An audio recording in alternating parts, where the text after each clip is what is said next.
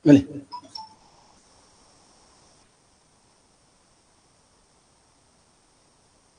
Boleh on ini. Bismillahirrahmanirrahim. Assalamualaikum warahmatullahi taala wabarakatuh. Salam sejahtera semua. Selamat berjumpa lagi dalam ruangan program Bicara Maya at PPAK. Pada episod kali ini kita akan membicarakan satu topik yang penting juga kepada masyarakat kita untuk dikupas dan untuk kita ambil ilmunya agar dapat kita memperbaiki kehidupan seharian kita. Tajuk pada hari ini akan dibincangkan adalah perkembangan psikologi kanak-kanak, peranan ibu bapa. Jadi pada pihak kami di Perbadanan Pustakaan Awam Negeri Kelantan, tajuk ini sangat-sangat penting kerana anak-anak merupakan ibarat seperti kain putih, yang mana ibu bapa lah yang wajib mencorakkan apakah yang anak-anak kita hendak jadi pada masa hadapan. Jadi sebagai ibu bapa sudah semestinya kita melihat perkembangan anak kita sejak daripada lahir bayi hingga meningkat usia sekolah tadika, prasekolah, tadika, sekolah rendah, sekolah menengah dan hinggalah menjadi dewasa. Ianya satu proses yang cukup panjang untuk ibu bapa mendidik anak-anak tersebut menjadi seorang manusia yang terisi sifat-sifat keinsanan dalam dirinya. Namun begitu, tanpa ilmu yang benar, tanpa ilmu yang betul-betul, agak sukar untuk ibu bapa mendidik anak-anak.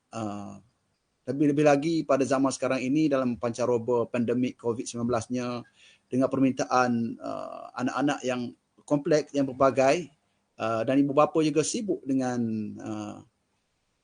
mencari nafkah, sehingga kadang-kadang terabai dari segi sudut pengembangan psikologi kanak-kanak ini.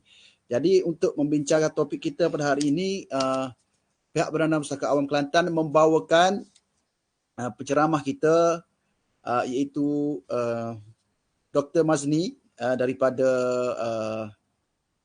Kolej Politeknik, okey, yang saya perkenalkan sekejap lagi. Dr. Mazni binti Ismail, beliau merupakan pensyarah kanan ataupun ketua bidang pendidikan awal kanak-kanak di Kolej Politeknik Mara, Kota Baru. Selamat datang Dr. Mazni ke studio kami pada hari ini. Ya, Ini adalah program kali kedua ya, Doktor. Okey, sebelum saya serahkan kepada doktor, ingin saya memberikan sedikit promosilah mengenai program kita hari ini kepada yang menyaksikan kita di FB live pada hari ini. Saya mohon kepada tuan-tuan semua untuk like FB PPAK dan share sebanyak mungkin kepada sahabat-sahabat tentang program kita hari ini. Kerana program ini sangat-sangat bermanfaat dan mungkin ianya boleh merubah persepsi orang yang menonton tentang bagaimana untuk mendidik anak-anak. Mungkin selama ni kita rasa kita dah betul didik anak-anak kita dengan cara kita. Tapi bila kita mendengar, kita mendapat ilmu daripada orang yang pakar, mungkin ia boleh merubah kaedah kita mendidik anak-anak kita dan kita dapat satu teknik yang betul. Bagaimana sebenarnya cara untuk kita mendidik anak-anak kita dalam ruang lingkup yang benar, insya-Allah. Dan seterusnya untuk program kali ini juga kita akan memberikan sijil kepada semua penonton yang menyaksikan secara live. Nanti kita akan berikan link untuk sijil, untuk mendapatkan sijil. Link tersebut akan dibuka 15 minit sebelum program tamat dan ditutup 15 minit selepas program tamat. Jadi untuk mendapatkan sijil kena tunggu dan tengok program kita sehingga habislah. Dan satu lagi kita juga ada kuis ya. Kuis yang akan kita berikan berkaitan dengan topik kita pada hari ini. Kita akan berikan kuis 3 soalan. Diharap semua dapat tunggu soalan-soalan kuis yang akan saya berikan mungkin di awal ataupun di tengah ataupun di hujung. Kita ada 3 soalan kuis juga pada hari ini seperti episod kita yang lepas. Dan hadiah untuk kuis berupa wang tunai yang kita akan rahsiakan dahulu berapa hadiahnya. Jadi saya juga akan buat satu pengumuman lah mengenai pemenang pada episod yang lalu, yang mana episod yang lalu kita adakan bicara mengenai tekanan emosi, layan atau lawan. Jadi pada episod yang lepas kita ada 3 orang pemenang juga. Okey, iaitu Nurul Liana binti Nurul Huda, Wan Nur Hidayah binti Wan Ibrahim dan Muhammad Solihin bin Muhammad Zain. Jadi ketiga-tiga mereka ini tahniah kami ucapkan. Semoga terus dapat menonton program-program yang ada di PPAK sediakan secara atas talian, dan jangan lupa share maklumat yang kami berikan kepada semua, insya-Allah. Jadi tanpa melengahkan masa, saya jemput penceramah kita Dr. Mazni binti Ismail untuk mengupas mengenai perkembangan psikologi kanak-kanak, peranan ibu bapa. Dipersilakan doktor. Okey, bismillahirrahmanirrahim. Assalamualaikum warahmatullahi taala wabarakatuh. Terima kasih diucapkan kepada Encik Azizi selaku host hari ini ataupun kita punya pengurusi majlis hari ini dan merangkap moderator. Dan terima kasih juga bersama live kita hari ini bersama orang kata cikgu-cikgu di luar sana dan tuan-puan yang bersama hari ini. Okey, sebab program ini dibawa live oleh dalam FB live bersama Perpustakaan Awam Negeri Kelantan. So live je, dan yang penting last kali CJ diberikan 15 minit yang terakhir. 15 minit yang terakhir untuk kita sama-sama orang kata berkongsi dan di situ kita dapat manfaat bersamalah. Dan hari ini kita perbincangan tak adalah formaliti. Okay, kita buat secara santai saja sebab ini adalah tajuk yang menarik sebab kita melaluinya. Okay, dan tajuk yang kita nak bincangkan hari ini adalah perkembangan psikologi kanak-kanak, peranan ibu bapa. Okay, peranan ibu bapa pada masa sekarang. Kita berbeza dulu dan sekarang. Peranan tu berbeza dulu dan sekarang. Kita dibesarkan dalam lingkungan yang ruang lingkup ataupun persekitaran yang lain, dan pada hari ini abad 21 ini apa yang cabarannya dan kita fokus kepada psikologi sebab itu adalah utama. Kita dengar berbagai-bagai kes di luar sana berkaitan dengan stres, kemurungan, behavior, semua itu adalah orang kata cabaran untuk kita pada masa kini, dan kita perlu faham. Kita nak kupaskan hari ini. Sebelum kita bercakap dengan lebih lanjut, kita nak faham dulu apa itu psikologi. Sebut psikologi nampak gah tapi kita tak tahu psikologi ni apa Dan sebenarnya kalau kita dari segi teori berbagai-bagai lah Dan psikologi ni kalau kita tengok ia adalah sebagai ilmu sains. Ilmu sains yang buat apa? Nak kaji, nak fahami manusia. Kalau kata di sekolah, bila berlakunya dalam era pandemik COVID-19 hari ini berlakunya orang kata perubahan ataupun norma baru, kita kena fahami manusia macam mana nak kaji, nak melalui kita kena buat apa. So kita daripada 1.0 berlakunya pembelajaran di rumah, sekarang dah 3.0. So kita dah fahami macam mana anak-anak kita, perubahan itu amat ketara yang boleh kita lihat lah. Di sini apa yang penting dalam konsep psikologi ni, kita bila sebut psikologi, ia kaitan dengan behavior, tingkah laku, dikaitkan dengan kognitif, proses mental, dan apa yang penting adalah action. Tidak balas. So kalau kata dalam pendidikan, di mana-mana je belajar mesti ada 3 perkara, iaitu kognitif, efektif, psikomotor.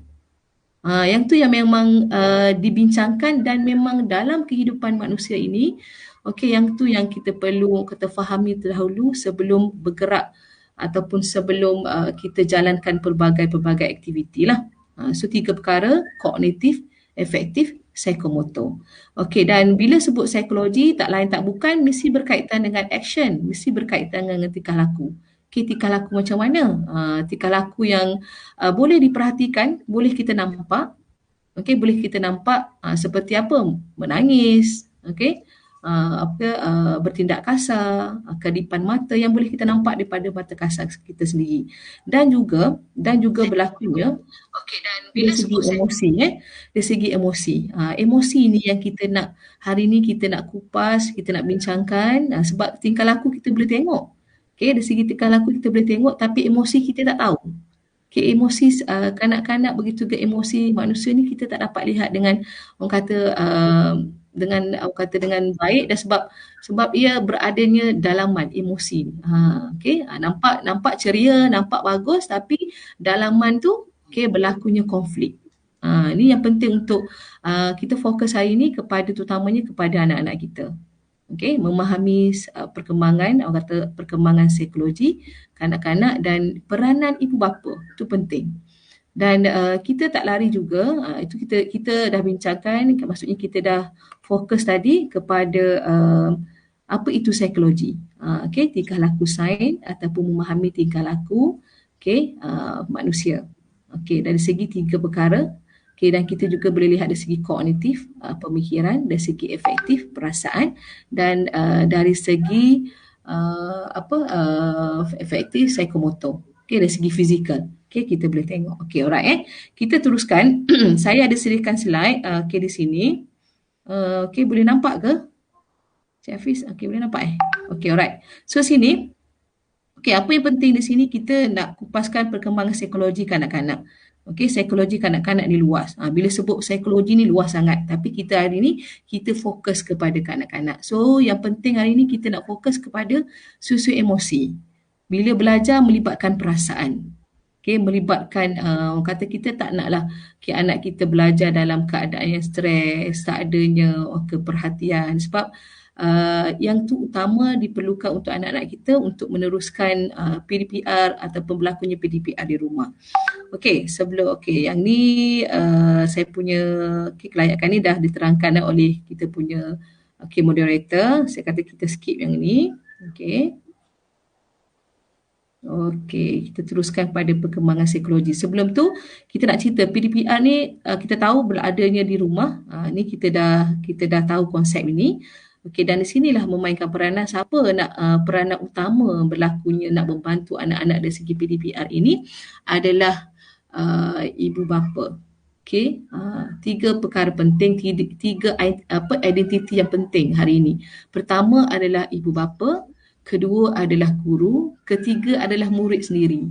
Kalau canggih setara mana pun cikgu, bagus cara main cikgu, tiba-tiba tak ada anak-anak murid, tak buat apa, tak ada ibu bapa yang membantu, tak akan berlaku pembelajaran baik dan emosi yang bagus.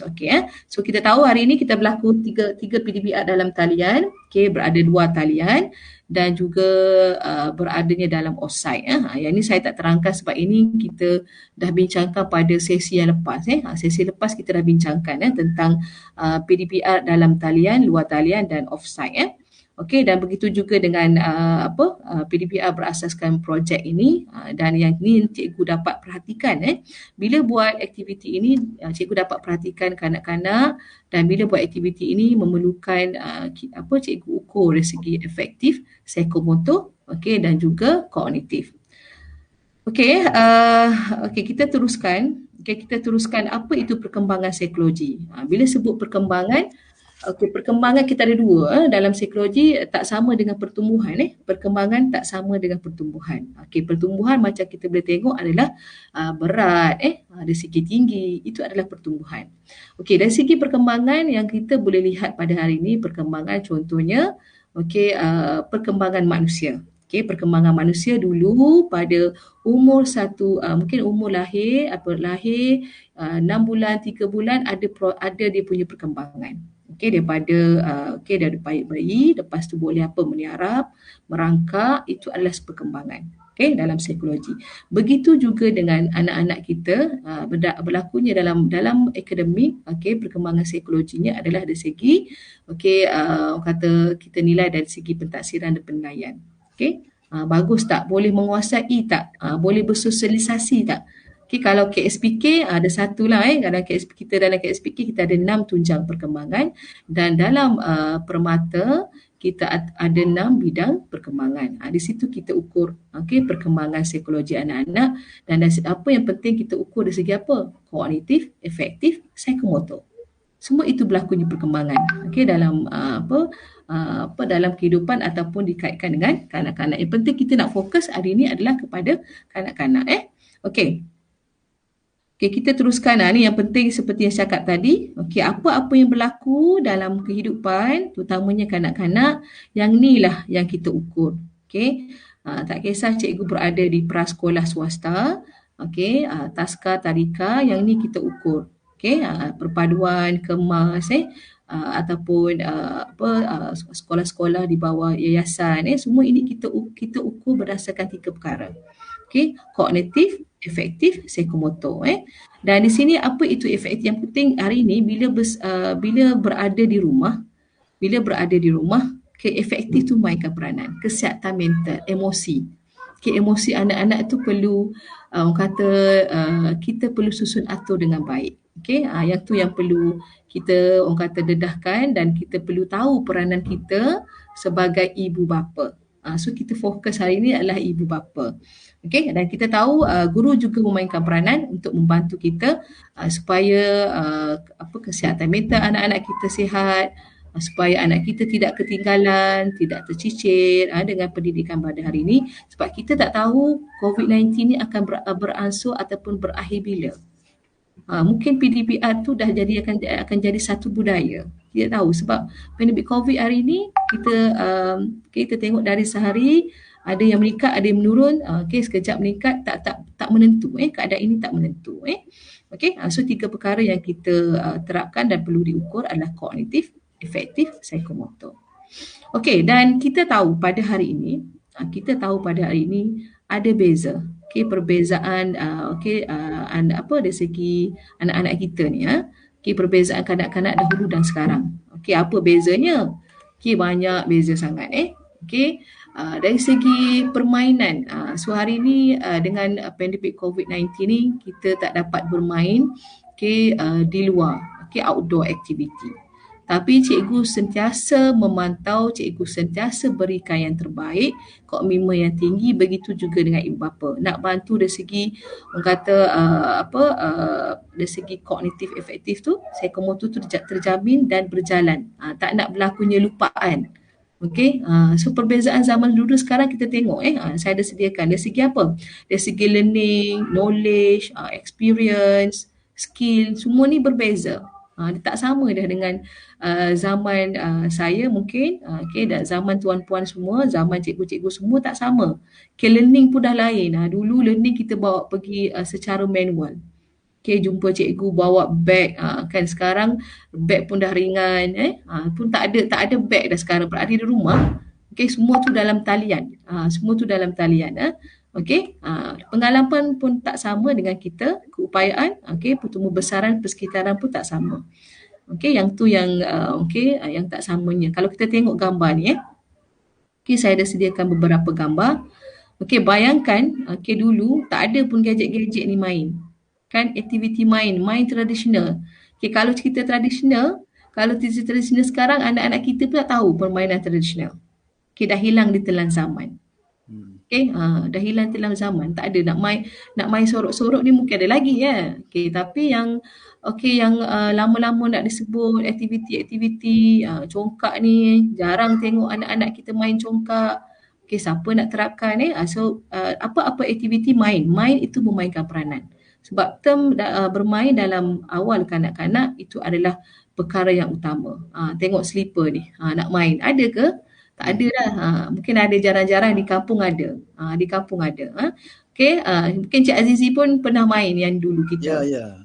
Tapi sekarang anak-anak dengan pandemik COVID-19 lagilah tak ada aktiviti, dan permainannya adalah atas talian. Ya. Permainan atas talian. Permainan atas talian. Ni permainan ni. So rindu kita. Tapi anak-anak kita tak ada dah didedahkan sekarang. Tapi mungkin ada sekolah-sekolah yang terapkan lagi permainan tradisional. Bila bermain di sini boleh meningkatkan perkembangan emosi yang baik untuk anak-anak. Sebab pergaulan di sinilah bermainnya. Bila bermain berlakunya komunikasi. berkomunikasi di kalangan anak-anak. Okay, alright. So di sinilah Okay, ni zaman dahulu. Dulu main sungai, main air tak ada dah sekarang Semua dalam talian kat rumah, dalam bilik. Okay, dengan telefonnya. Berbeza dengan zaman sekarang. Ni zaman dahulu. Okay, saya ada sedikit yang ni. Okay. Kanak-kanak dahulu nampak. Okay, kanak-kanak dahulu dan kanak-kanak sekarang. So kita kena cerita dulu, kita kena fahami dulu sebelum kita bergerak memahami psikologi anak-anak ni, memahami peranan ibu bapa, kita kena tahu, kita kena sedar. Perkataan sedar itu bahawasanya dulu dan sekarang tak sama. Kalau kita kata okey, mak tak macam ni pun dulu. Okey, ayah tak macam ni pun dulu. Okey, itu adalah zaman kita. Bila sebut zaman sekarang, okey, berbeza. Kalau kita tengok gambar yang saya sediakan ni adalah berbeza sekali. Kanak-kanak berada dengan teknologi. Dilahirkan dalam teknologi. Kalau kita buat ataupun kita jalan ataupun kita guna teknologi sekali, dia berkali-kali. Dia boleh lancar daripada kita. Kalau kita 10%, dia dah 50%. Ataupun sudah 99% dah perfect. Sebab itu adalah zaman kanak-kanak sekarang. Okay, alright. So kita tengok gambar pada hari ini. Apakah kepentingannya? Bila kita tengok berlakunya PDPR hari ini, gadget memainkan peranan. Okay, sibuklah ibu bapa memberikan gadget. So yang penting pada hari ini bonding, perkataan bonding, perkataan perapatan antara ibu dan anak itu berkurangan disebabkan gadget ini. Okay, so kita tengok video ni sama-sama. Apa yang berlaku kepada ibu bapa ini? Apa yang berlaku pada ibu bapa ini apabila pergi ke kedai nak belikan sesuatu untuk anaknya? So kita sama-sama tengok.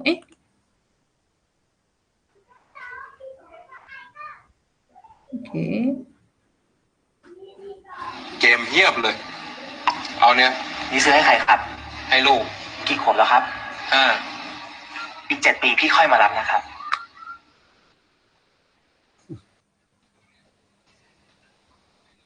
ยังไง 12 ปีเป็นอายุที่เหมาะสมในการเล่นแท็บเล็ตครับในช่วงที่เขายังเล็กอยู่ ผมอยากให้เขาได้ใช้ชีวิตอยู่กับพี่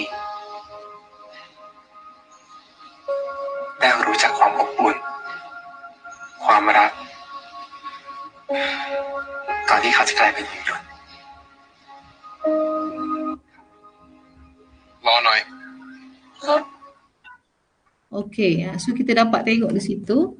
Dapat tengok di situ bahawasanya waktu yang paling baik adalah bonding, adalah orang kata bersama, bersama dengan anak-anak. So hari ini Hadi Hikmah juga dengan COVID-19, siapa yang bersama anak-anak masa kita tu terluang. Terluang bersama anak-anak terluang bersama anak-anak. Okey, alright. Sekejap saya gerakkan slide. Di situ kita dapat orang kata idea bahawasanya mungkin boleh beri je gadget tapi dengan pemantauan. Dengan pemantauan sebab anak-anak kita memerlukan kita untuk orang kata berkomunikasi, terutamanya untuk orang kata bagi kesihatan mental tu bagus. So sekarang ni garis panduan ibu bapa. So kita kena tahu apa peranan, kita nak cakap segi peranan ibu bapa. So ibu bapa perlu tahu garis panduan ibu bapa hadapi cabaran. Dulu tiada IT, sekarang dunia IT. Kita kena fahami itu. Kena bersedia, kena tanam dalam minda kita bahawasanya hari ini adalah dunia IT. So kita kena buat sesuatu ataupun kita guna tak boleh tak bagi terus telefon ataupun bahan-bahan yang digunakan pada hari ini, tapi dengan pemantauan. Itu penting. Di sini kenapa? Sebab yang penting bila guna bahan-bahan ini, ia akan bila kata ada satu kajian menunjukkan bahawasanya bila menggunakan gadget yang terlalu lama ataupun gadget menyebabkan kanak-kanak cepat stres, menyebabkan kanak-kanak cepat marah. So itu ada dari segi orang kata keburukan, tapi untuk PDPR ia digunakan untuk pembelajaran. So kena ada pantauan lah. So ibu bapa perlu tahu garis panduan ibu bapa untuk hadapi dunia pada hari ini dan juga fahamkan gadget hari ini untuk apa. Okay, kena fahamkan gadget hari ini untuk apa, dan itu adalah kita kena punya psikologi juga. Okay, kena mainkan, okay, setkan kita punya minda, okay, untuk membantu orang kata memahami psikologi anak-anak. Okay, terutamanya anak-anak dari segi behavior. Okay, so dari segi apa? Okay, contohnya penjerualan dan sebagainya. Faham gadget hari ini untuk apa? Okay, dan kita kena tahu juga ilmu parenting. Ini penting. Bila nak membantu anak-anak bertumbuh besaran, perkembangan yang bagus, ilmu parenting tu penting. Okay, saya pun sama-sama jadi ibu. Okay, dan ibu bapa ni mainkan peranan. Ilmu parenting penting sebab kita nak asuh anak-anak kita.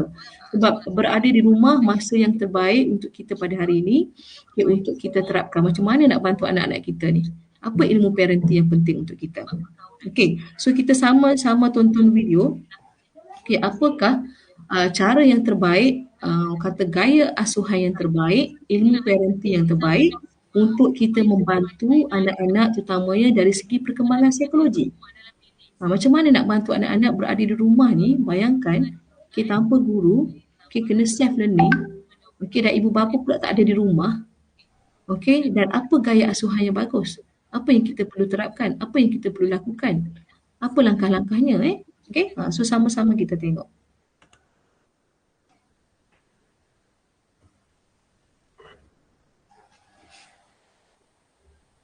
What's up channel, welcome to my guys. Alright guys, hari ni aku ada special treat untuk korang. Ingat tak aku pernah buat satu video react pasal Kalau kita tengok dalam kalangan kawan-kawan kita, ada macam-macam karakter dan macam-macam perangai. Salah satu faktor terpenting yang mempengaruhi karakter dan perangai seseorang, termasuk diri kita, adalah pengalaman parenting yang kita lalui sewaktu kita membesar. Ada 4 gaya parenting yang saya nak kongsikan. Ini adalah 4 gaya yang utama dalam kajian psikologi, yang mana setiap gaya ini ada kesan kepada karakter dan juga prestasi akademik dan kerjaya bila seseorang itu dah besar. Gaya yang pertama adalah gaya authoritarian. Gaya yang highly demanding tetapi not responsive. Fokus kepada disiplin, banyak peraturan di rumah dan tidak ada penjelasan kenapa peraturan itu wujud. Kenapa kena buat benda ni, kenapa kena tinggalkan benda ni, melainkan mak ayah kata sebab mak dan ayah suruh, itu je. Dan selalunya pendapat dan perasaan anak-anak tidak didengari. Bila berlaku kesalahan ataupun peraturan dilanggar, selalunya anak-anak akan dimarahi dan dilabel dengan label-label negatif, bebal, malas, lembab dan sebagainya. Dan ramai juga yang memukul dan mengurung anak-anak. Kesannya apa? Anak-anak ni bila membesar, dia rasa self-esteem dia rendah. Dia tak berani nak cuba benda baru dan dia takut nak ambil risiko. Dia takut salah dan takut dihukum.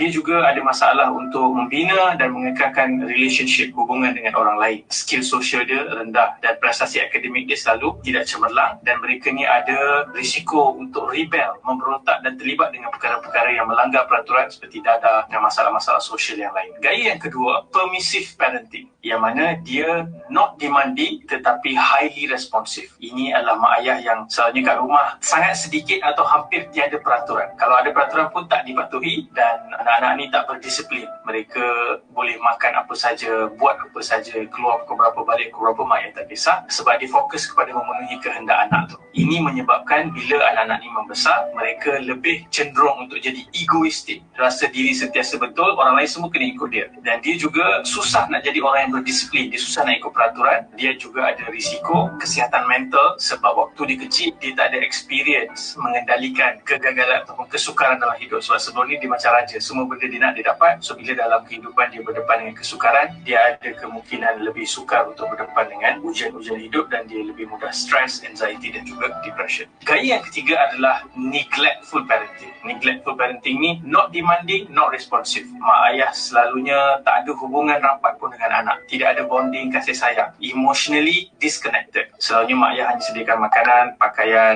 tempat tinggal, that's it. Anak-anak ni tak dapat nak bersembang, nak luah perasaan, sebab mak ayah yang macam ni selalunya terlalu sibuk ataupun ada masalah lain seperti masalah kesihatan ataupun dia ada konflik rumah tangga. Jadi anak-anak yang membesar dalam environment neglectful parenting lebih tinggi risiko untuk mengalami kemurungan, ada keinginan dan cubaan membunuh diri. Ada juga kajian yang menunjukkan mereka lebih lemah dari sudut prestasi akademik, dan mereka ini juga selalunya lebih mudah terlibat dengan gejala-gejala sosial seperti dadah, seks bebas dan jenayah-jenayah lain. Dan gaya yang keempat adalah gaya authoritative parenting. Gaya ni dia highly demanding dan dia juga highly responsive. Disebutkan sebagai the golden style of parenting. Ada peraturan tetapi ada juga penjelasan dan suara dan pendapat anak didengari. So dalam proses ni mak ayah lebih supportive, lebih empathy. Anak-anak selalu dilibatkan dalam proses membuat keputusan ataupun mengendalikan kegagalan ataupun masalah. Dan gaya parenting yang macam ni, mak ayah dia fokus kepada akademik juga tetapi fokusnya kepada aspek usaha dan kesungguhan, bukan exam results semata-mata. Anak-anak yang membesar dalam suasana macam ni, dia lebih tinggi self-esteem, dia lebih confident untuk mencuba perkara baru, untuk mengambil risiko. Social skill dia mantap, dia pandai membina dan menjaga hubungan dengan orang lain, dan dia lebih terlindung daripada gejala-gejala negatif sebab dia ada mak ayah yang supportive dan melindungi dia. Dan yang seterusnya adalah anak-anak yang macam ni, dia lebih cemerlang dalam akademik dan dalam kerjaya. Jadi apa pengalaman parenting yang korang lalui sewaktu membesar dan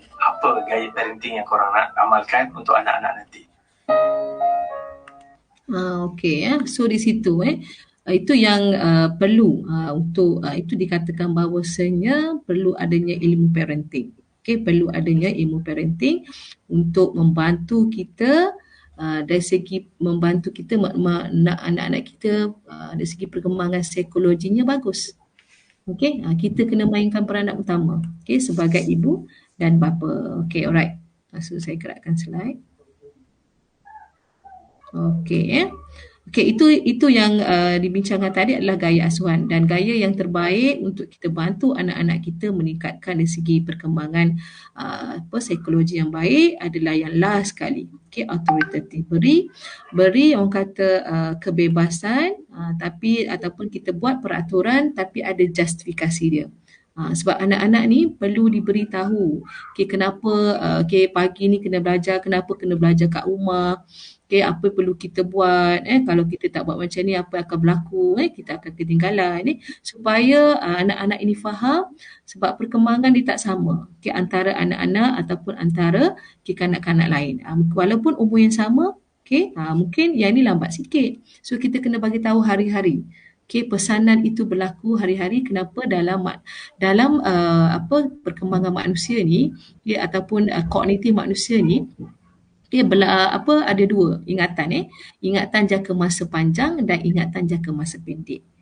Okey, untuk anak-anak ni memang Allah dah bagikan kelebihan kepada kita untuk mengingati orang kata anak supaya kita dapat pahala.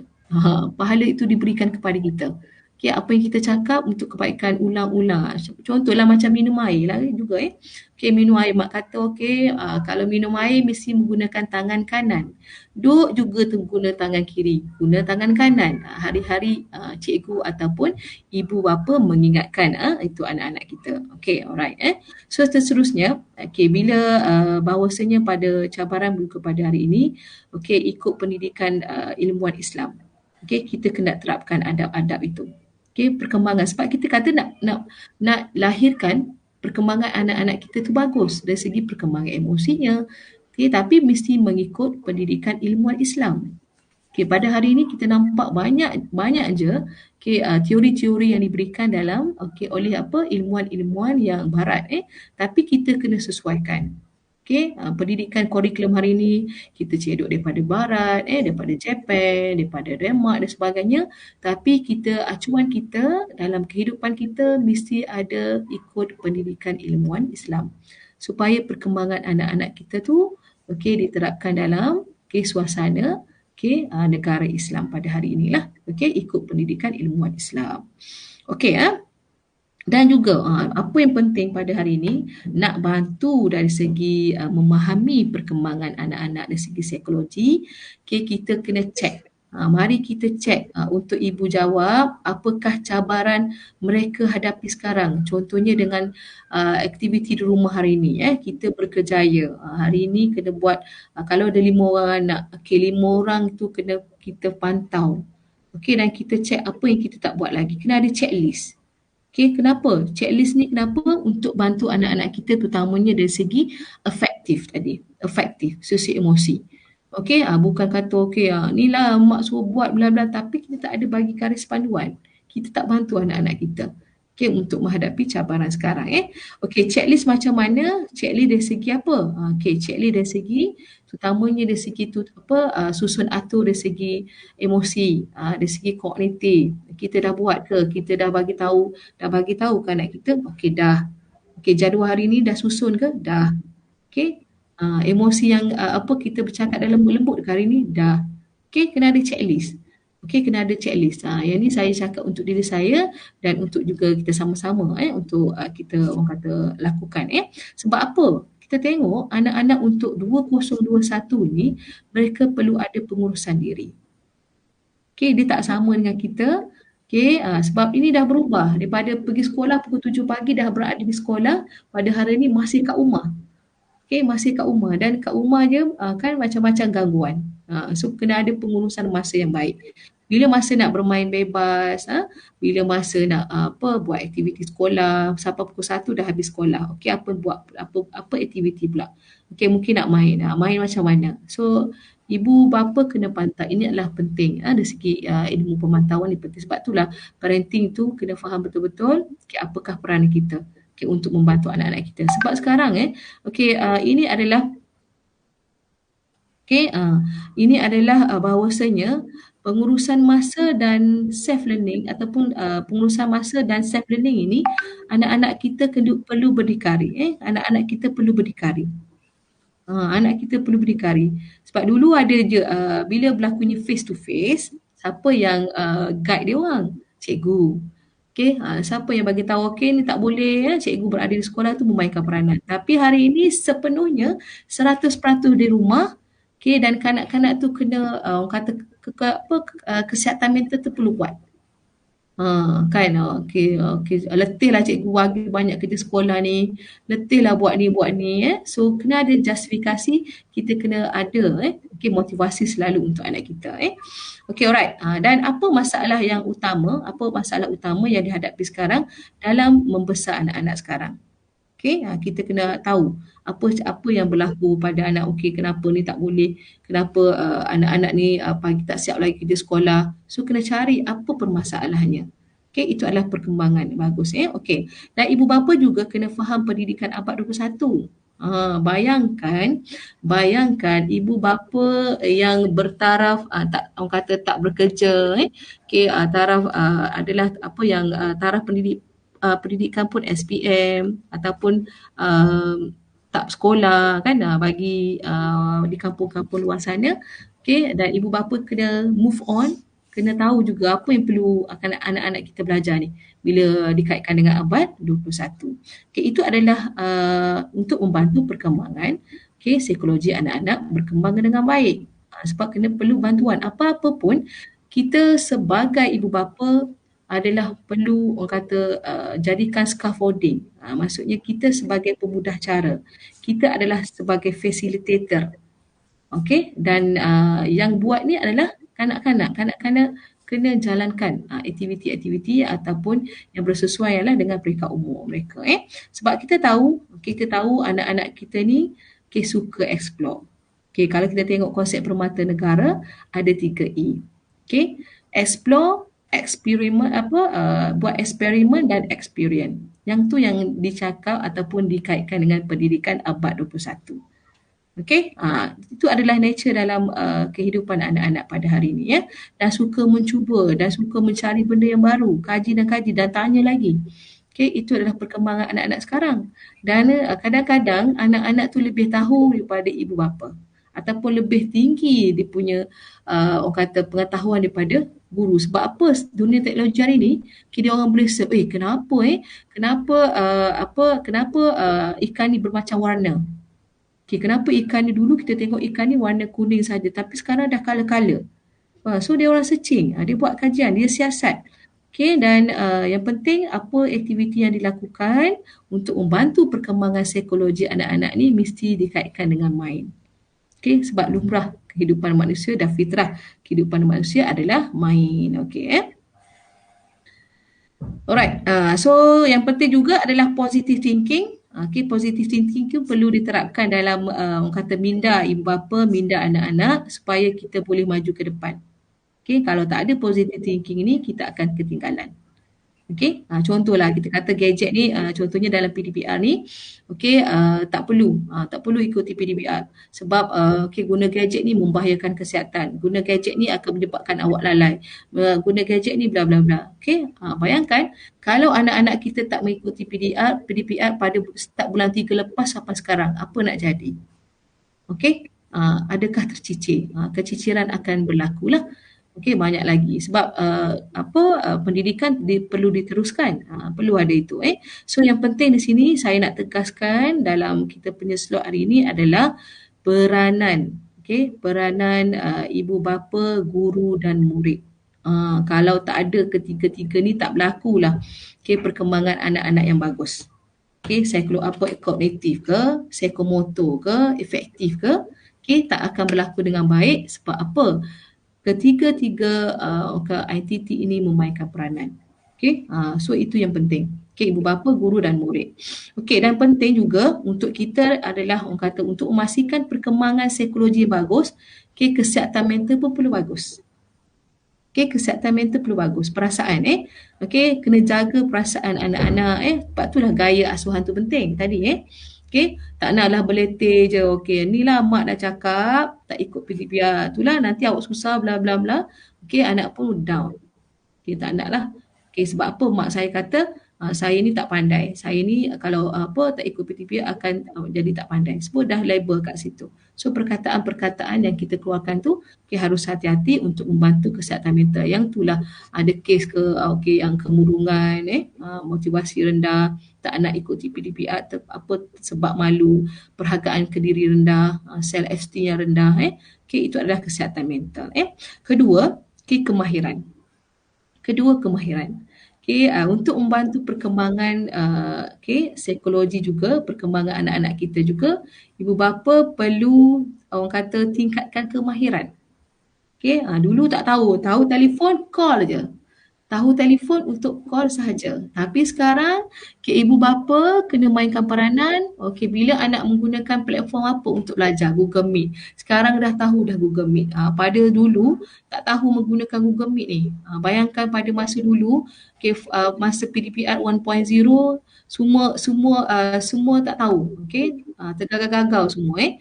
Contohnya nak buat kelas berjam-jam sampai cikgu kata kita teruskan kelas kita next lah. Cikgu pun tak tahu nak cari kat mana, nak share slide, tak tahu kat mana gambar cikgu, muka cikgu tak keluar. Sampai situ. Tapi bila sebut hari ini, pada PDPR 3.0, perkembangan anak-anak dah ramai dah masuk Google Meet. Dah ramai dah meningkat. Dulu seorang dua dia, tapi sekarang dah ramai sebab apa? Cikgu tingkatkan kemahiran dari segi strategi, teknik, macam-macam dah cikgu buat. Untuk membantu anak-anak menggunakan ataupun menghabiskan kurikulum berdasarkan perkembangan. Guna Google lah, kalau tak boleh guna online, cikgu pun fikir macam mana nak buat kit learning, hantar ke rumah, ambil bila masa hantar ataupun hantar kat bangku sekolah. Semua itu telah dilalui ataupun telah dilakukan. Itu adalah kemahiran. Itu adalah kemahiran. Ketiga adalah kebersamaan. Untuk membantu perkembangan psikologi yang bagus, kita mesti berada, terutamanya anak prasekolah. Kalau anak-anak yang besar sekolah menengah tak apa, dia dah boleh berdikari. Kalau anak-anak yang berumur di awal usia ni ataupun prasekolah, kita kena bersama-sama berada di tepi. Dan ada satu artikel, tak silap saya artikel Prof Dr. Nordin, Dr. Nordin daripada UPSI menyatakan bahawasanya ibu bapa berada di tepi semasa belajar tu adalah pengacau. Pengacau bagi apa? Bagi prasekolah bukan pengacau, adalah bimbingan. Tapi mungkin bagi pelajar sekolah menengah dia rasa mengacau lah sebab dia boleh berdikari. Buat apa mak duduk kat tepi? Tapi anak-anak prasekolah di awal usia perlukan ibu. Ibu nak macam mana ni? Supaya pembelajaran itu ataupun perkembangan dari segi kognitif mereka tak rasa dari segi efektif, tak rasa putus asa. Sebab ada orang yang untuk guide dia orang. Kebersamaan. Itu penting kebersamaan. Dan keempat adalah bantu susun jadual anak-anak. Ni penting, kena bantu susun jadual. Kenapa?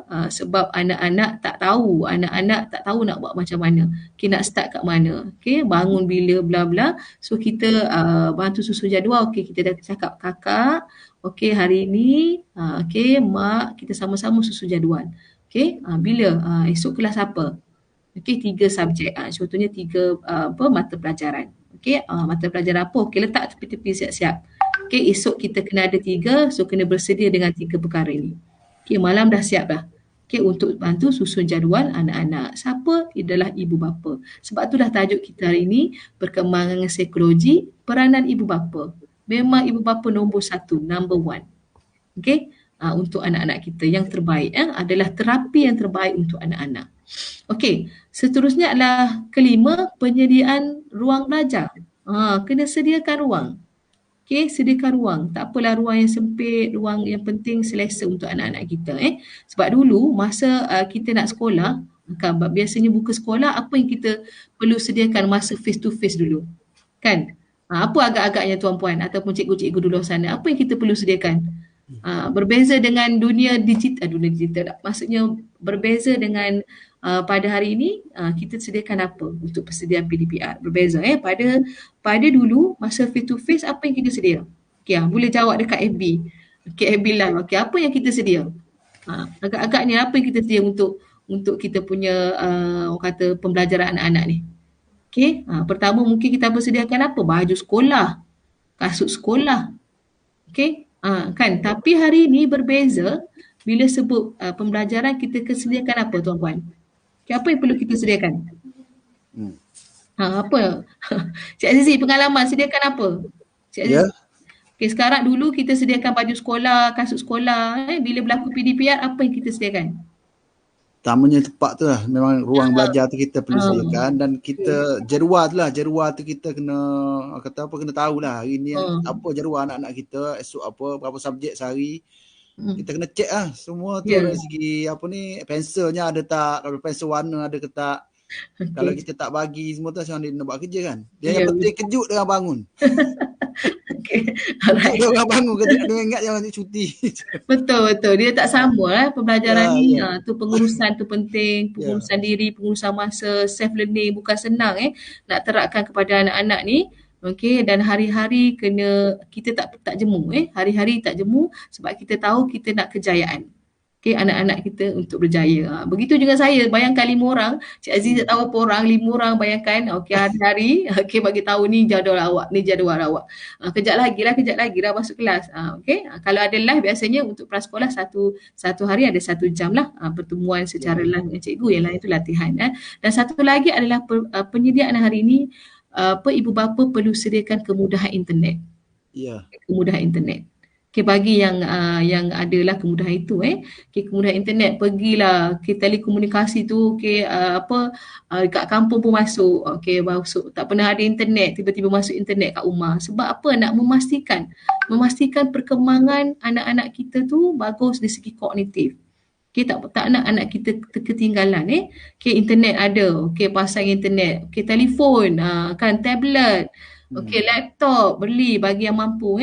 Bagi tak mampu ada cara lain, sebab kementerian dah tetapkan dalam Pelan Induk Pembangunan bahawasanya 2025 nak memastikan sampai 2025 apa yang dilakukan dalam pendidikan disampaikan kepada anak-anak sampai di mana-mana, berada dalam kawasan komuniti.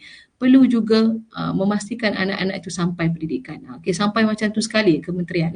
So di sini adalah penyediaan ruang belajar, dan barang-barang lain. Mungkin yang ni ada maksudnya ada pengalaman. Ibu bapa boleh ceritakan bahawasanya ini adalah pengalaman yang orang kata amat berharga bagi yang ibu bapa yang orang kata terlibat dengan aktiviti, sebab ini berbeza. Sebab sekarang ni nak tukar main anak-anak daripada tak sekolah, dia anggap di rumah tu tak sekolah. Macam Cik Aziz cakap tadi lah. Kena kejut bangun, ni kelas. Sebab apa? Hari-hari berada di rumah. Hari-hari berada di rumah. Itu adalah cabaran yang besar untuk kita. Psikologi kanak-kanak. Kita kena psikokan. Hari ni kelas ada 3 saja. Sekejap je buat ni. Bukan yang susah. Lepas tu kita boleh main. Lepas tu kita buat aktif. Yang cikgu bagi ni atas talian best tau. Main. Sekejap dia buat 5 minit dah siap. Okey, mesti ada kata-kata semangat. Okey, sebab anak-anak kita ni, anak-anak bayangkan suka sibukkan diri dan suka dipuji. Kalau puji nombor satu, buat lagi dan lagi. Okey, itu psikologi. Okey, adalah psikologi untuk anak-anak lah. Okey, alright. Dan seterusnya adalah pemantauan. Ini penting ya. Okey, pemantauan macam mana? Okey, bagi ibu bapa yang berkejaya macam saya, okey macam Cik Azizi dan macam Ya, ibu ya. bapa di luar sana kan, cikgu-cikgu. Okey, dan tak sempat untuk masuk PDPR sebab apa? Anak-anak berada di rumah. Ya, Okey, ibu ya. bapa dua-dua bekerja. Macam mana nak jalankan secara live PDPR? Okey, dan takut tinggal telefon kan? Okey, 24 jam dengan games. Okey, tak ada orang nak pantau. So Ya, ya. itu adalah flexibility tu penting. Flexibility di antara ibu bapa dengan guru. Bahawasanya untuk cikgu, bagi tahu cikgu, okey saya ni dua-dua berkerjaya. Okey, apa yang penting saya akan siapkan juga latihan ini, tapi latihan itu dihantar pada waktu malam. Sebab saya memang tabik spring lah kepada cikgu-cikgu prasekolah, kepada guru-guru di luar sana, kenapa 24 jam bekerja. Ya. 24 jam bekerja, malam pukul 12 pun ibu bapa telefon lagi. Sebab ibu bapa juga ada kekangan, ada halangan, limitasi. Dia akan call, okey cikgu buat macam mana? Cikgu kata okey tak apa. Tak siap hari ni buat, yang penting siap. Cikgu bagi macam tu, sampai macam tu semangat nak bagi kepada semua orang kata murid-murid kita ni supaya tidak tercicir dalam PDPR ataupun dalam meningkatkan perkembangan ni. Okey, berlakunya pemantauan itu penting. Okey, di situ juga adalah komunikasi dan mendidik. Perlu berkomunikasi. Bukan kita kata merendah-rendahkan mereka. Kita tanya komunikasi, okey kenapa tak siap ni? Okey, apa masalahnya? Okey, kita buat sama-sama malam. So anak dah bersedia bahawasanya siang hari ni dia orang main. Malam ni untuk 1-2 jam dia orang kena siapkan. Okey, latihan. So tanamkan dalam mind begitu sebab ibu bapa bekerja. Okey, saya pun menghadapi benda yang sama. Okey, apa yang saya buat? Okey, itulah caranya bagi tahu cikgu. Okey, hari ni mungkin tak boleh dapat masuk untuk Google Meet. Okey, bersama dengan guru secara live. Tak apa cikgu kata, okey ada latihan disediakan, nanti tengok video. Sebab dah diberikan satu persatu effective learningnya dalam online sebab cikgu didedahkan. Maksudnya cikgu dah diberikan taklimat, cikgu dah diberikan latihan oleh kementerian untuk membantu anak-anak kita. Okey, komunikasi dan mendidik itu penting. Okey, bukan marah-marah, okey ni mak dah cakap, mak nak bla-bla, tak perlu. Okey, so kita komunikasi dan mendidik.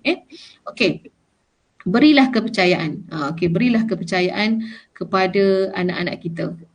Sebab apa sekarang kita tak taruhkan kepercayaan. Kalau tanya boleh ke buat PDPR ni pada masa 1.0, tak boleh. Sebab anak saya tak pandai, anak saya ni tak ada ni. Okey, yang penting ibu bapa yang kadang-kadang ibu bapa yang bagi pendapat lebih. Tapi kalau bagi dia latihan dalam online pada anak-anak, dia orang relax je. Dia orang tak ada apa pun. Okey, tapi kita risau. Kita yang terlebih risau bagi ibu bapa, okey, sebab kita rasa anak kita tak boleh buat. Sebenarnya anak-anak kita ni kita dah terlebih pula. Maksudnya dah orang kata dia orang boleh berdikari.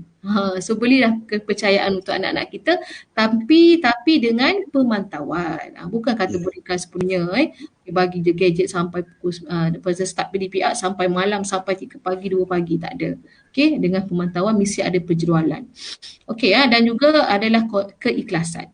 Saya tahu ibu bapa yang berada di sini dan guru-guru yang berada di sini, apa yang diberikan kepada anak kita adalah ikhlas. Okey, ikhlas. Tak ada minta apa balasan. Yang penting orang kata apa yang nak disampaikan adalah ilmu. Okey, susah hati cikgu ni susah hati bila seorang tak ada. Bayangkan dalam online tak ada kehadiran seorang. Okey, cikgu terus dapatkan. Itu adalah prihatinnya cikgu. Begitu juga dengan ibu bapa, okey tak mengira, okey tak kira ini awak bagi tahu, okey ni bukan kerja bapa, bukan kerja ibu, bukan kerja mak, ini kerja cikgu. Cikgu yang kena buat ni. Tak ada dah perkataan itu sekarang sebab kita sama-sama melaksanakan dalam PDPR ni, kita sama-sama orang kata membantu anak-anak kita. Okey, itu yang penting Okey, keikhlasan. Okey, dan last sekali adalah learn. Kita kena belajar dan belajar. Itu adalah orang kata untuk membantu sebab apa yang saya cakap ini adalah yang telah dilalui, pengalaman kita ceritakan sama-sama sebab apa kita nak memastikan bahawasanya apa yang disampaikan oleh guru itu adalah sampai untuk anak-anak kita. Bukan kita orang kata untuk diri kita, untuk anak-anak kita. Okay, nak membantu perkembangan anak-anak kita. Adalah learn dan ibu bapa juga saya ucapkan terima kasih. Macam saya pun sendiri perlu belajar tak tahu tiba-tiba cikgu guna hari ni quiz guna online lah. Okay, online lah, kan quizzes lah apalah. Okay, alright, macam mana nak buat? Okay, tak tahu, cik kata jika ada permasalahan hubungi saya segera. Guna Google Form lah, macam-macam lah. So yang tu adalah dua-dua memainkan peranan. Okay. Yang penting anak kita tahu dan anak kita tahu fungsi dia nak buat apa. Okay. Dan sekarang ni anak-anak kita dah pandai. Dia tahu dah. Okay. Tanya ibu, Umi ada tak hari ni diberi latihan dalam online? Sebab dia nak buat games. Dia suka games. So sebab itulah tajuk yang selalu diberikan dalam talian ni adalah gamification. Okay. Dulu kita kata itu tak bagus. Okay. Gamification tu tak bagus. Tapi sekarang untuk dunia digital pada hari ini perlu ada gamification, tapi bukan games yang saja-saja games untuk pendidikan. Bukan game yang main saja-saja yang kita tengok anak-anak kita main tu. Okay, yang ni game pendidikan. Yang penting di dalam games itu adanya kata syllabus yang telah dimasukkan. Okay, dan begitu juga pada hari ini. Contohnya berlakunya project approach ataupun pendekatan project base. Okay, kita buat nature walk. Okay, dulu kita tengok nature walk. Okay, nature walk berlaku di luar outdoor. Kita ajak anak-anak kita, jom kita pergi tengok apa yang berada di luar sekolah. Ataupun apa berada di kawasan luar sekolah kita. Tapi sekarang tak boleh berlaku begitu. Apa yang saya buat, apa yang saya lakukan, apa yang saya buat untuk membantu anak-anak kita ni, terutamanya dalam belajar-belajar diploma nak bantu anak-anak. Saya buat satu games, bukan saya buatlah, saya guna satu aplikasi, aplikasi game project, project April, tapi menggunakan atas talian. So kita ajak nature walk sama-sama, ajak anak kita jalan-jalan, contohnya pergi dekat taman, tapi dalam talian. Di taman tu ada apa? Maksudnya bermain dalam talian, macam kita main games lah. Jumpa itik. Itik tu ada berapa ekor, kira warna apa itik tu, besar ke kecil. Lagi kita jalan, nampak apa? Nampak sungai. Itu maksudnya sebab dah berubah, tak boleh nak pergi, maksud dia orang pun akan berlakunya berkomunikasi. Cikgu tunggu saya sebab dia orang berada dalam games itu. Cikgu tunggu saya. Saya lambat ni. Jom kita naik jabatan, tapi dalam talian. Saya cakap itu dah realiti apa yang saya lakukan. Mungkin cikgu yang prasekolah ni dah mungkin bersama saya, dah pernah buat yang ni. Saya bagi ilmu tu untuk cikgu jalankan. Kita panggil nature walk online. Nature walk online. Pergi tengok library. Contohnya kita ada game library tau. Game library, maksudnya di library tu ada apa? Ada buku, ada rak. Kita tengok, ni rak ni besar kecil. Ada berapa dalam rak ni ada buku apa? So kita cerita dalam talian, learn. Sebab cikgu ni belajar, orang kata lifelong learning. Tak ada penghujungnya. Bagi cikgu, alright. So penting komitmen tinggi untuk memahami, komitmen tinggilah untuk memahami anak-anak ni. Terutamanya ibu bapa. Dan guru. Guru dia tahu, kalau face to face, kita akan tanya cikgu, anak saya tak hari ni? Cikgu, macam mana pembelajaran anak saya ini? So cikgu dapat ceritakan, cikgu kalau 30 orang dalam kelas dia kenal semua. Cakap dia siapa? Dia boleh tahu perangai. Yang ni orang lambat sikit. Yang ni suka makan yang manis. Yang ni suka makan yang tawar. Sebab cikgu dah dilatih untuk memahami anak-anak. Dia dah sebab apa? Cikgu dilatih apa? Dah dikaitkan dengan memerhati. Cikgu dah latih bila dilatih dalam diploma dalam pendidikan, kita belajar satu subjek psikologi pendidikan. Psikologi pendidikan. Psikologi pendidikan ni macam mana nak mengenal anak-anak kita dan memahami untuk menjadikan pembelajaran kita tu smooth, berjalan lancar. Kalau yang ni untuk memahami si A ni, apa sifatnya? Sifatnya dia kata cikgu puji dulu baru dia buat kerja. So cikgu tahu apa fungsi dia. So komitmen tinggilah untuk memahami anak-anak. Dan kita katakan juga, saya masukkan juga sini adalah gadget sebagai ancaman. Bila kita kata gadget sebagai ancaman, bilanya berlakunya kurang kawalan. Sebab saya nak cakap dari segi perkembangan psikologi, kita nak kaitkan juga dengan gadget pada hari ini. Kurang kawalan. Kurang kawalan, ia akan berlakunya ancaman. Okay, tapi pada hari ini kita kena positif, thinking positif seperti saya cakap tadi, think positif. Ia penting adalah untuk pendidikan. Seperti saya cakap dengan ibu bapa yang lain, dengan Becky, dengan Kemas dan sebagainya, saya kata kalaulah bagi pistol dekat polis, apa akan berlaku? Baik kan? Polis bagi kat polis pistol kan, untuk jaga keamanan negara. Cuba bagi pistol tu dekat dekat penjenayah. Apa yang berlaku? Kan? Berlakunya rompakan. Kan? Berlakunya perkara-perkara yang jenayah. Itulah kita nak dikaitkan dengan keperluan gadget pada hari ini, kurang kawalan. Begitu juga dengan kurang pendidikan. Maksudnya kita tahu peranan gadget ni apa. Okay, kadang-kadang kita tahu rupanya gadget ni banyak lagi fungsi dia. Okay, bukan saja main game, ada lagi boleh cari maklumat, bla bla bla dan sebagainya. Itu adalah kurangnya pendidikan, akan berlakunya ancaman. Dan satu lagi, last sekali untuk saya. Doktor. Ya. Sebelum pergi teknikal bagi tahu, dia minta doktor jangan tutup slide nanti. Okey, boleh. Okey, alright.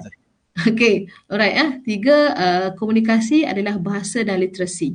Okey, kita ni penting Ini adalah salah satunya bidang perkembangan tunjang juga untuk dalam KSPK dan Permata.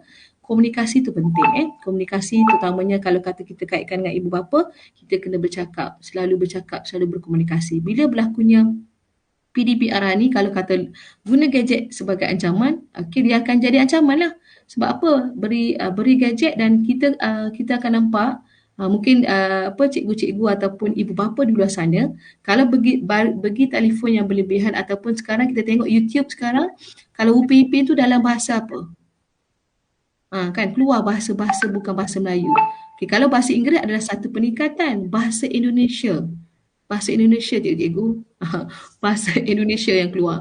Okay, ibu-ibu nak makan, pak. So itu yang perlunya pemantauan. Kita tengok anak kita tengok apa, bahasa apa yang digunakan, dan bila berlakunya kurang guna gadget yang berlebihan, menyebabkan kurang komunikasi, dia akan menurunkan dari segi kosakata, dari segi literasi anak-anak. Kenapa? Kurang bercakap. Tak ada perkataan-perkataan baru. Dia bercakap bila perlu. Bila dia berkomunikasi, itu menambah pembendaharaan kata, menambah kosakata. So itu adalah komunikasi itu penting. Alright, itu saja kot untuk perkongsian saya pada hari ini. Dah habis sejam lebih dah kita. Saya rasa cikgu di luar sana pun dah banyak dah buat cadangan ataupun dah buat tindakan-tindakan yang perlu. Begitu juga dengan ibu bapa. Dah ada banyak pengalaman untuk semua ini, untuk membantu terutamanya anak-anak kita dari segi perkembangan positif, perkembangan yang positif. Dan kita sebagai guru, sebagai ibu bapa, yang penting adalah berfikirlah positif untuk membantu anak-anak kita dari segi perkembangan, terutamanya efektif, psikomotor dan psikomotor dan kognitif. Efektif itu penting. Efektif adalah berkaitan dengan perasaan, emosi anak-anak, perlu dijaga. Untuk terutamanya PDPR ni supaya tak berlakunya stres. Saya rasa PDPR sekarang tak adalah stres. Tak adalah stres. Kenapa? Sebab cikgu sentiasa buat fun learning, buat aktiviti. Tak ada dah nampak ia membebankan anak-anak. Itu saja. Cik Azizi, saya serahkan kepada Cik Azizi untuk seterusnya. Terima kasih doktor di atas perkongsian yang begitu jelas. Jadi bagaimana ibu bapa dan guru-guru di luar sana setelah mendengar perkongsian ilmu daripada doktor kita pada hari ini, adakah kita telah menjadi ibu bapa yang baik, ibu bapa yang menyokong perkembangan psikologi anak-anak kita, ataupun ada sesuatu yang kita perlu buat perubahan pada sistem pendidikan kita anak-anak di rumah. Jadi kita harus tanya pada diri kita, di manakah kita berada pada hari ini? Adakah kita berada di atas landasan yang betul, landasan yang benar, ataupun kita hanya merasa kita berada di atas landasan yang benar dan kita perlu bertukar ke landasan yang benar berdasarkan perkongsian ataupun ilmu yang diberikan oleh doktor kita pada hari ini. Baik, saya juga sedang memerhatikan beberapa soalan yang mungkin kita akan terima daripada penonton-penonton kita. Sebelum itu, tuan-tuan juga semua yang menonton boleh bersedia dengan pen untuk menulis soalan-soalan yang akan kita berikan dalam sedikit masa lagi. Jadi banyak yang telah kita lihat hari ini yang diberi oleh doktor, antaranya adalah definisi psikologi itu sendiri. Jadi ibu bapa dah tahu ini apa tu definisi psikologi dan apa yang diukur dalam psikologi tersebut seperti kognitif, efektif dan psikomotor. Jadi kita hendaklah melihatlah pada diri anak-anak kita. Terutama sekali yang kita bicarakan adalah efektiflah perasaan iaitu jiwa. Kalau dalam Islam, inilah yang paling penting. Kerana daripada jiwa itulah akan lahirnya tindakan-tindakan yang betul. Kalau jiwa itu bersih, jiwa itu beriman dan yakin dengan satu perkara yang betul, makanya tindakan yang diambil juga akan betul. Dan kita harus beri keyakinan kepada anak kita untuk sentiasa bertindak berdasarkan kepada apa yang betul. Kalau mengikut ajaran Islam, yang betul hanya ada dalam Al-Quran sahaja dan As-Sunnah ditunjukkan oleh Nabi Muhammad SAW. Jadi kita menunggukan soalan. Ada soalan ke? Okey. Kalau tak ada soalan, izinkan saya lah bertanya dengan doktor. Okey doktor, seperti yang kita tahu hari ini, gadget ni kita tak boleh tidak. Memang kena beri anak kita gadget. Okey, sebelum tu doktor, saya ingin wawarkan kepada ibu bapa dan juga guru di luar sana. Mungkin ada yang dah tahu, mungkin ada yang tak tahu. Jadi Google telah mengeluarkan satu aplikasi kepada ibu bapa, iaitu parenting control application, yang mana aplikasi tersebut membolehkan ibu bapa kontrol telefon anak-anak ni. Telefon bimbit anak-anak. Maknanya walau di mana ibu bapa berada, telefon anak-anak tu boleh dilingkan dengan telefon ibu bapa di rumah ke, di pejabat ke, anak kita di rumah kita boleh link dan kita boleh tengok apakah anak kita sedang main. Berapa lama anak kita menggunakan telefon tersebut untuk tengok YouTube, untuk buat kerja sekolah, untuk main game. Iaitu family link. Kalau type dekat Google tu, dia ada family link. Tengok by Google. Jadi itu salah satu daripada untuk parenting control lah. Okey, doktor, sebenarnya apabila kita memikirkan gadget, memang kita terpaksa kena bagi sekarang kerana ianya satu keperluan. Kalau dulu pakar motivasi kata jangan bagi anak-anak gadget dulu sebelum PDPR ni. PDPR maknanya jangan bagi, hanya bagi pinjam saja. Tetapkan 2 jam ataupun 3 jam dan hanya bagi pun hari cuti sekolah saja. Jadi sekarang benda tu sudah berubah. Jadi sebenarnya apakah garis panduan yang kita sangat-sangat perlu berikan anak kita sebelum kita memberikan telefon? Sebab bila kita dah beri, kita tak buat garis panduan dulu, memang dia akan memberontak lah anak-anak ni. Kerana kebanyakan kita bagi dulu, baru kita bagi garis panduan. Jadi macam mana, apa pandangan doktor dan bagaimana kita nak buat benda ni supaya jiwa anak-anak juga tidak terusik dan psikologi dia juga tidak terganggu kerana dia tengok orang sekeliling semua main telefon. Orang sekeliling semua main game. Kalau kita tak bagi perkataan tu, orang tu main ni, sepupu dia main. Jadi susah kita nak kontrol. Jadi macam mana pandangan doktor dalam hal ni? Ramai ibu bapa ni berhadapan dengan situasi benda tu. Silakan doktor. Okey, terima kasih Cik Azizi. Itu adalah satu soalan yang sentiasa bermain di minda ibu bapa. Begitu juga saya. Bukan Cik Azizi saja, di luar sana saya tahu itu adalah satu perkara yang kita bimbangkan. Bila adalah gadget dan soalannya apakah kata langkah-langkah ataupun cadangan untuk kita membantu anak-anak ni supaya tak terdedah dengan lebih gadget lah. Dan gadget itu perlu diberikan sebab PDPR adalah satu keperluan. PDPR adalah satu keperluan pada hari ini. Kalau tak bagi, tak ketinggalan anak kita. Itu yang penting. Bila yang penting kita kena tahu masa penjualan tu penting. Penjualan tu penting dan biasanya kita akan ada kontrak sosial. Kontrak sosial dengan dengan anak-anak ni. Kontrak sosial. Jadi kalau di IPT kita dah bagi tahu kalau tak siap ke SMA macam ni macam anak kita ni kata untuk gadget ni Masa yang diberikan adalah untuk PDPR sampai pukul 1. Okey, untuk my games, okey, reward. Kita bagi reward lah. Okey, sebab untuk PDPR ni kita buat untuk bermain dalam talian ni adalah untuk pembelajaran. Okey, nak main game juga. Memang tak lari lah dia akan main juga. Di tengah-tengah PDPR pun dia akan main.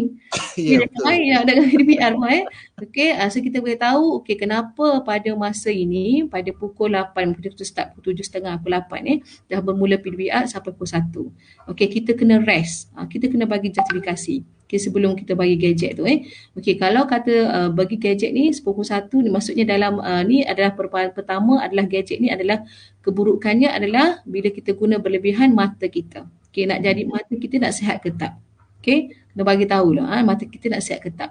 Okey, sebab ini adalah orang kata bukan cakap ni doktor cakap, ini pakar cakap. Okey, biarlah dia tak tahu pun, biar penting kita cakap. Kita kena bagi tahu, kena sampaikan. Maksudnya kita kena rest dulu mata kita.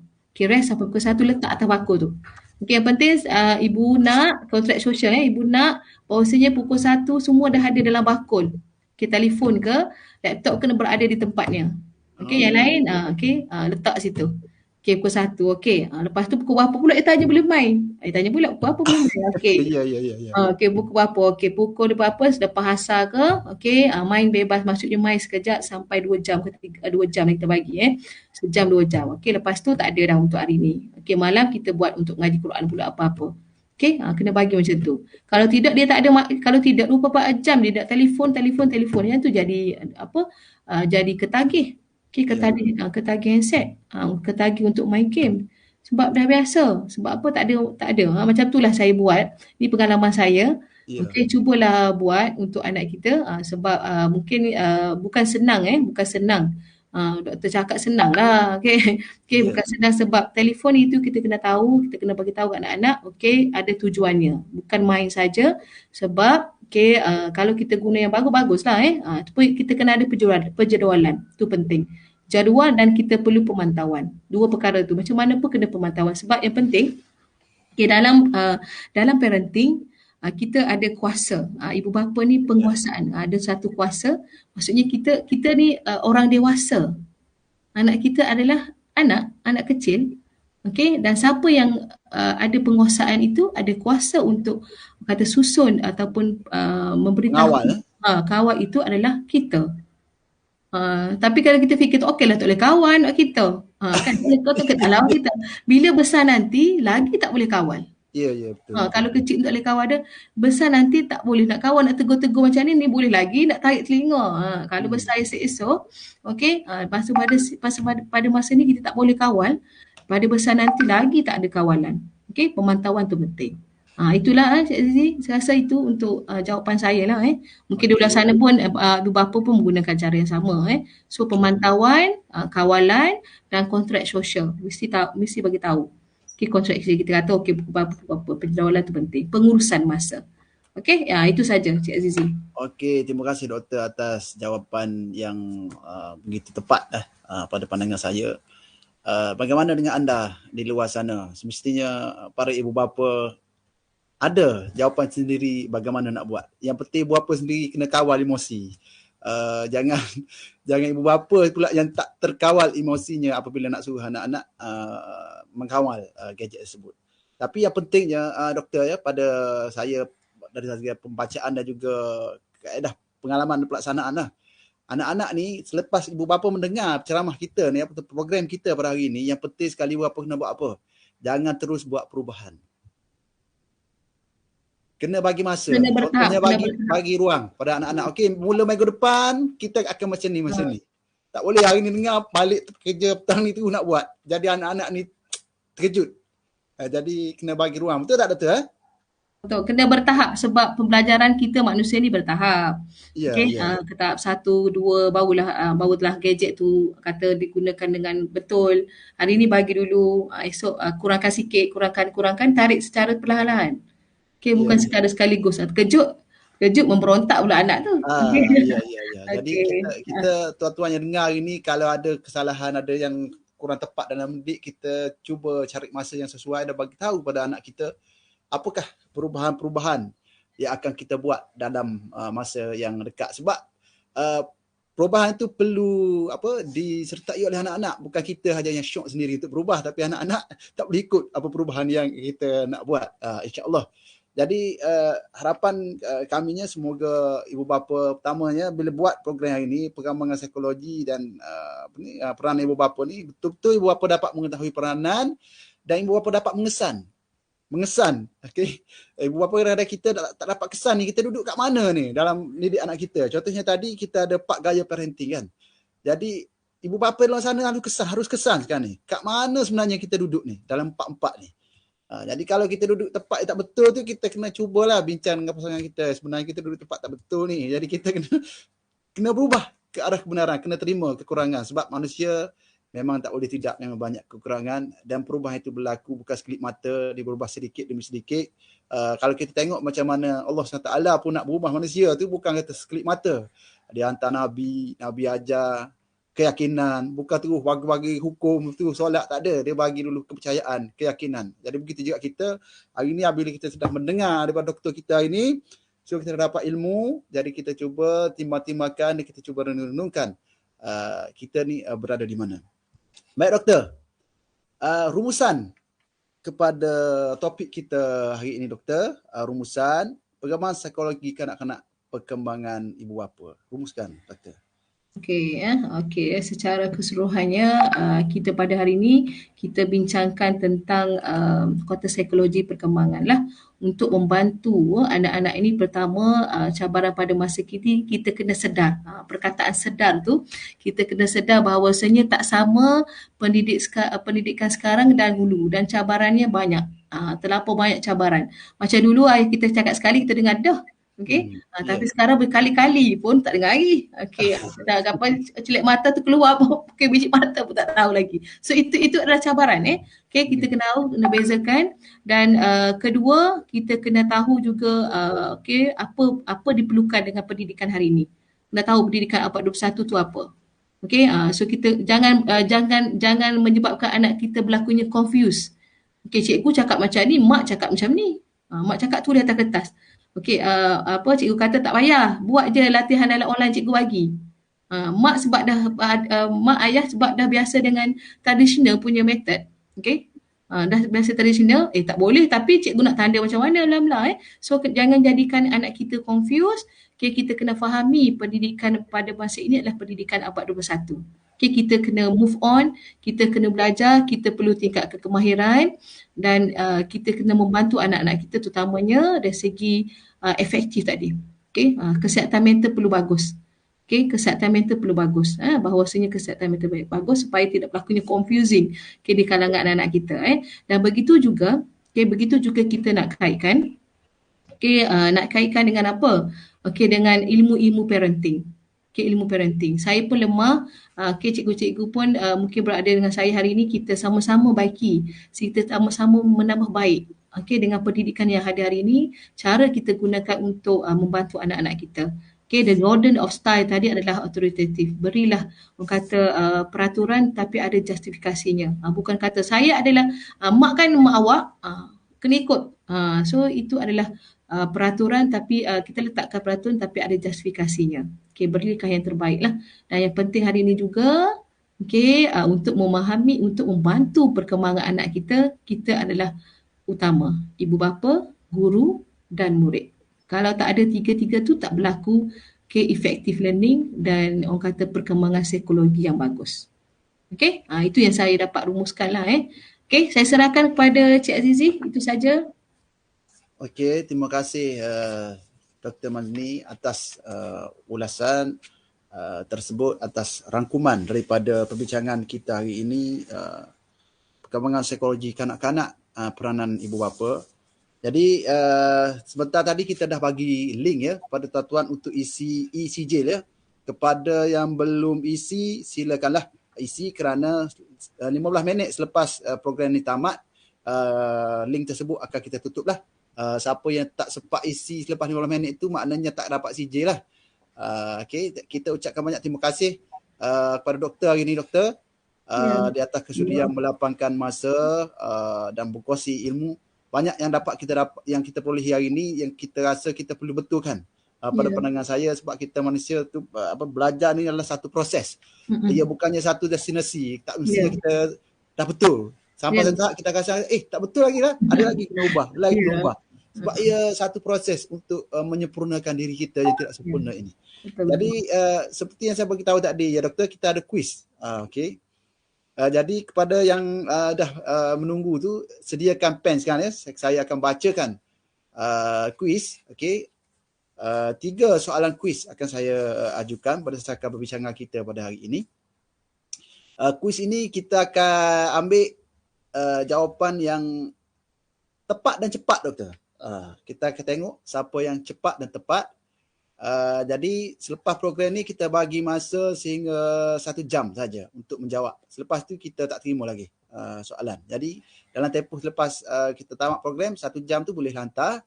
Siapa cepat dialah akan cepat dan tepat. Kalau cepat salah tak mau juga doktor. Kita nak cepat dan tepat. Betul bukan betul saja, tepat. Okey, betul kurang tepat tapi kita nak yang tepat. Okey. Okey, apakah soalannya? Bersedia? Jeng jeng jeng, tak ada muzik ke? Okey. Okey, soalan pertama. Okey. Kita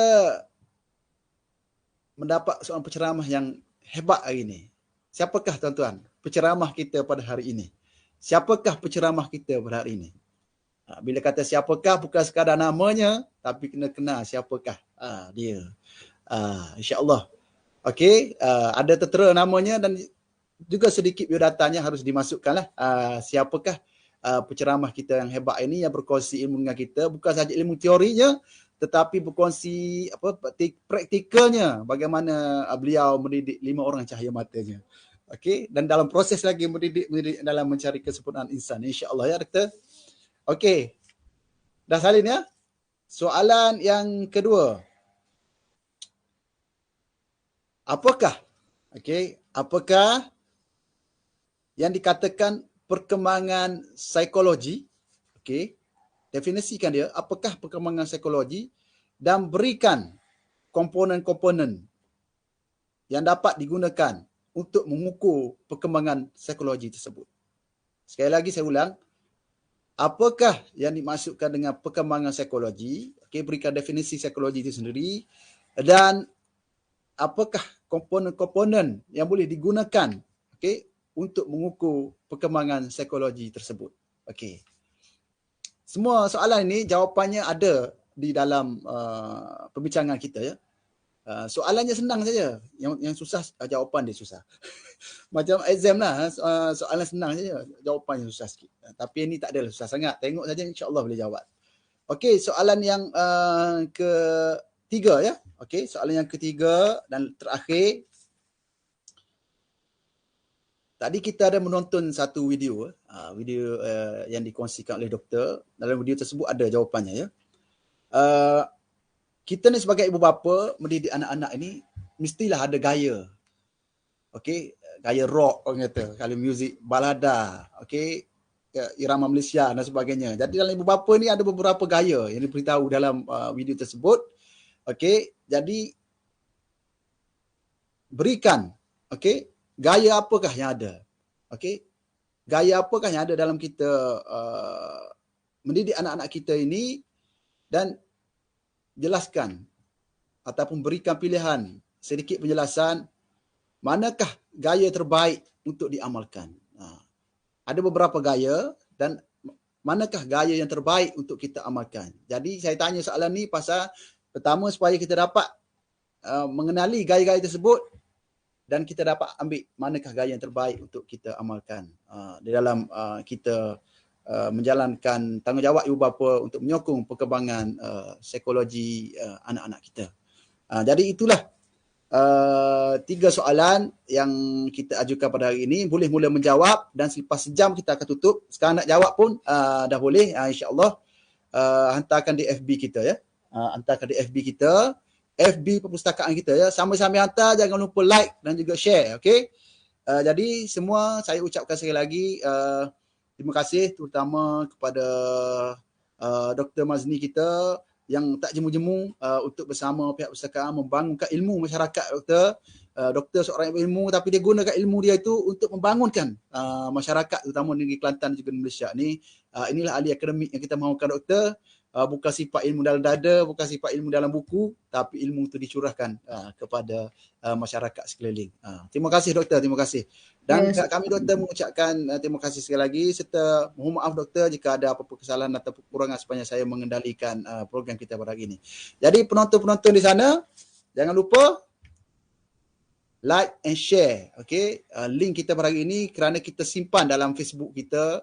Dan boleh tengok juga berulang-ulang. Mungkin sekali tengok tak faham. Ulang lagi 2 kali, ulang lagi. Kerana ilmu itu perlu diulang-ulang sehingga kita betul-betul faham.